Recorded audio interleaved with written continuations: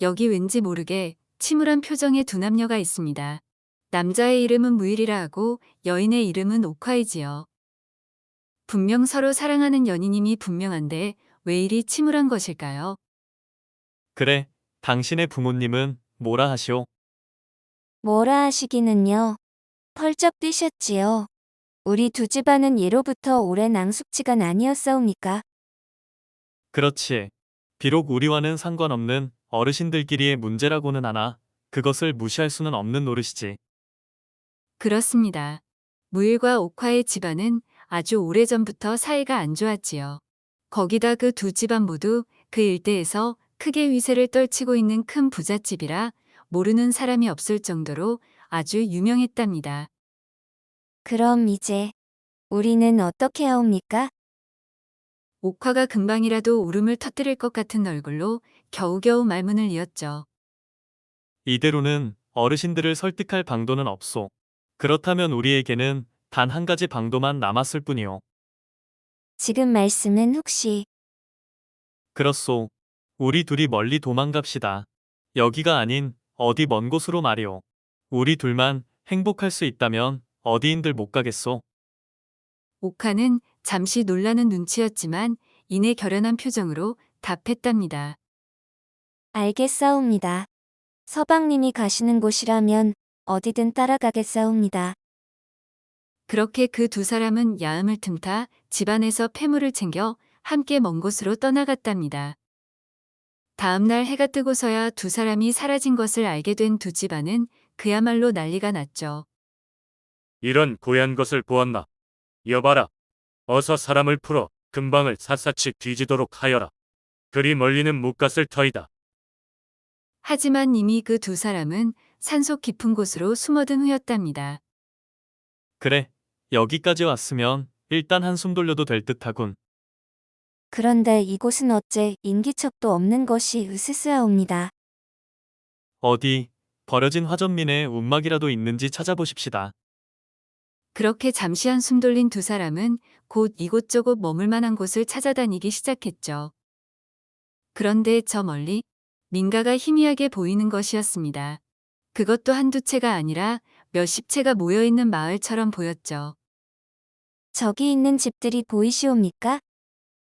아마도 저곳에 사람 사는 마을이 있는 듯하군. 일단 저곳으로 가보십시다. 적지 않은 거리를 걸어 마을 어귀에 다다른 두 사람. 그런데 마을 안은 아무도 살지 않는 듯이 고요하기만 했죠. 이곳이 사람 사는 고을이 맞는 건가? 어째 아무도 없는 것 같사옵니다. 두 사람은 두런두런 이야기를 나누며 집 사이로 나 있는 좁은 길을 걷기 시작했죠.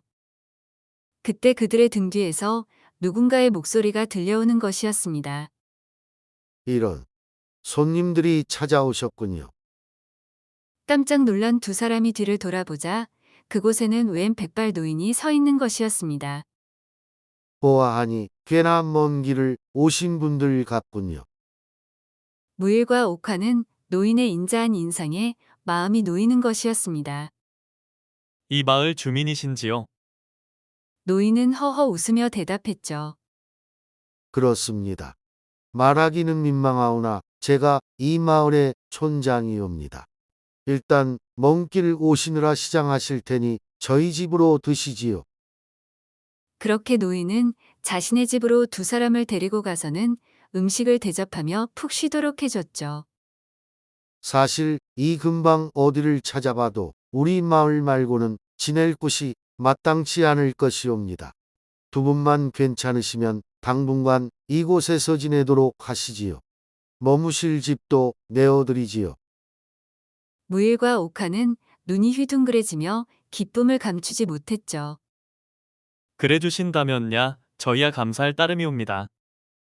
그런데 노인은 잠시 뜸을 들이더니 말을 이었답니다. 우리 마을에서 머무시기 전에 한 가지 따르셔야 하는 절차가 있사옵니다. 절차라니요. 별것은 아니었고 일단 오늘은 푹 쉬시고 내일 해가 뜨면 설명해 드리지요. 노인의 말이 약간 마음에 걸리기는 했지만 피곤해 지친 두 사람은 노인이 자리를 뜨자마자 바로 골아떨어져 버렸죠. 그리고 다음 날 아침 자리에서 일어난 두 사람 앞에 촌장을 비롯한 몇 명의 마을 사람들이 찾아왔습니다.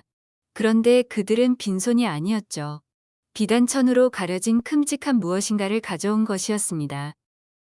어제 제가 절차에 대해 말씀드렸습니다만 이것이 바로 우리 마을에 거주하시기 전 반드시 거쳐야만 하는 절차이옵니다. 말을 마친 촌장이 손짓을 하자 마을 사람들이 비단천을 걷어내었습니다. 그런데 거기에는 거의 사람 키만한 큰 거울이 놓여져 있었지요. 이제 이 거울 앞에 서 보시지요. 두 분이 함께 서시면 됩니다.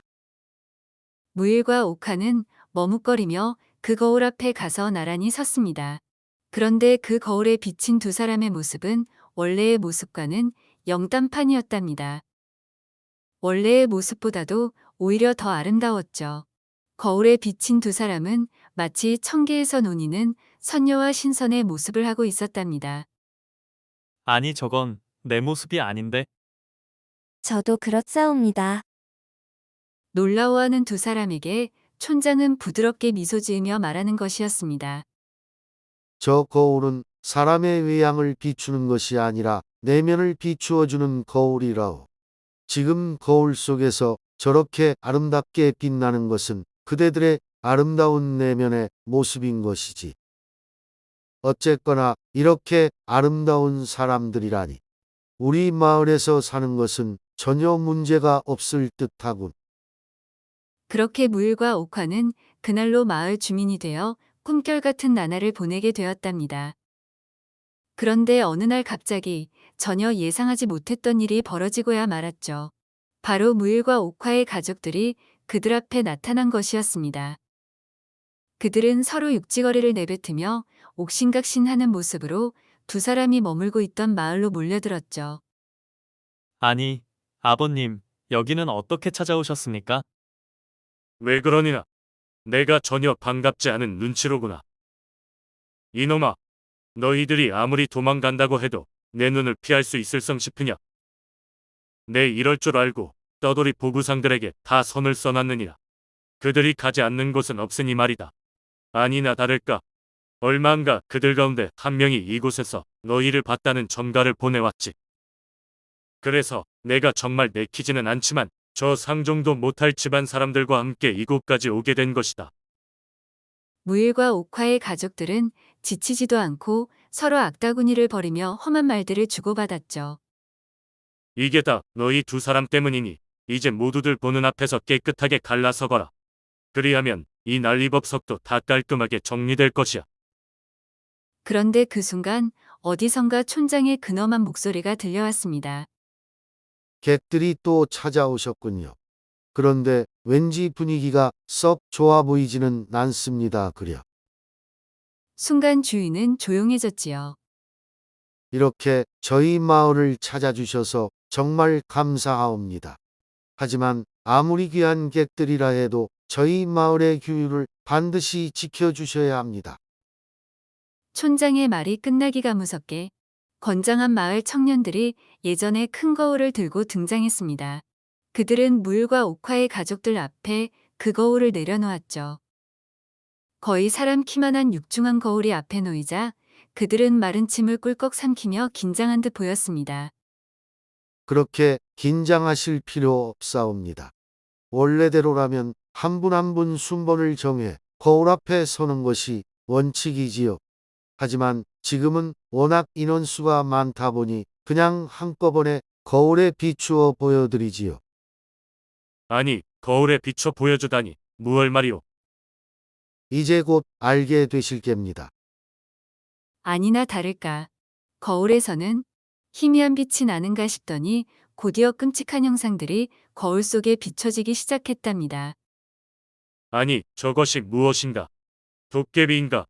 요괴인가? 그렇습니다. 도무지 사람의 형상이라고는 찾아볼 수 없는 끔찍한 요괴들이 거울 속 가득 비춰지고 있었죠. 심지어 그것들은 서로 다툼을 벌이며 악다구니를 벌이고 있었답니다. 말 그대로 지옥도를 펼쳐 보이고 있었죠. 촌장은 빙그레 미소 지으며 말을 이었습니다. 너무 놀라지들 마십시오. 저것들이야말로 현재 여러분의 본 모습이옵니다. 말도 안 돼. 우리는 저런 괴물들이 아니란 말이오. 그야 허우대만 멀쩡하니 겉으로 봐서는 알 수가 없지요. 이 거울에 비친 저 끔찍한 형상들은 죄다 여러분들의 마음보가 생겨먹은 형상이옵니다. 우리들의 마음 보라니. 이 거울은 사람의 심성을 비춰주는 거울이랍니다.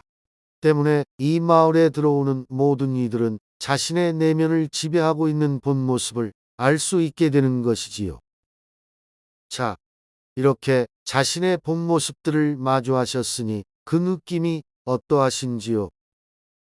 악다구니를 벌이던 물과 옥화의 가족들은 모두들 머리를 푹 수그린 채 아무 말들이 없었답니다.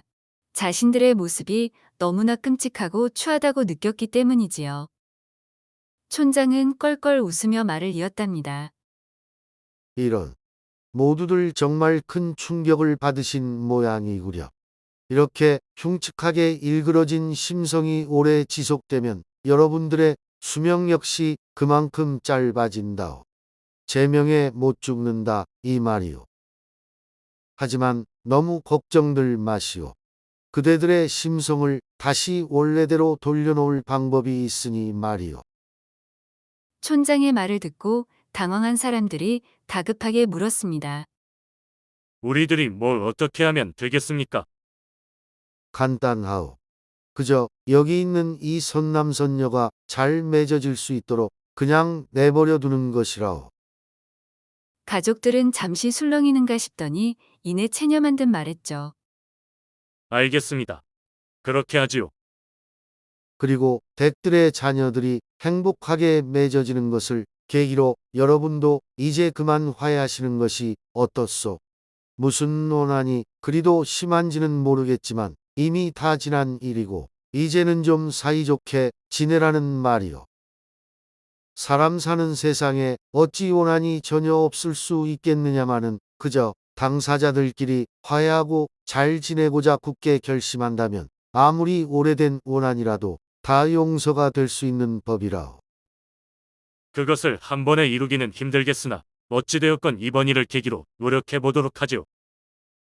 그렇게 시끌벅적하게 난장을 피우던 가족들은 모두들 물러갔고 이제는 두 명의 사랑스러운 연인들만 오붓하게 남게 되었지요.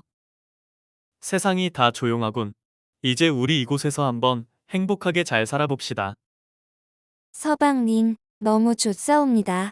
아무도 방해하는 사람 없이 이렇게 서방님과 오붓하게 살게 되는 날만 꿈꾸어 왔사옵니다. 그나저나 우리 가족들도 화해하고 잘 지내야 할 텐데. 가족들 일은 가족들이 잘 알아서 하겠지요. 신경 쓰지 마시어요.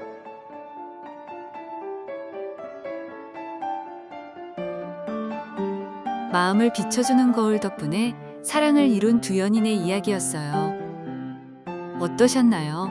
이야기를 시청하시는 여러분들 역시 사랑하는 사람이 있다면 행복하게 잘 지내셨으면 좋겠네요.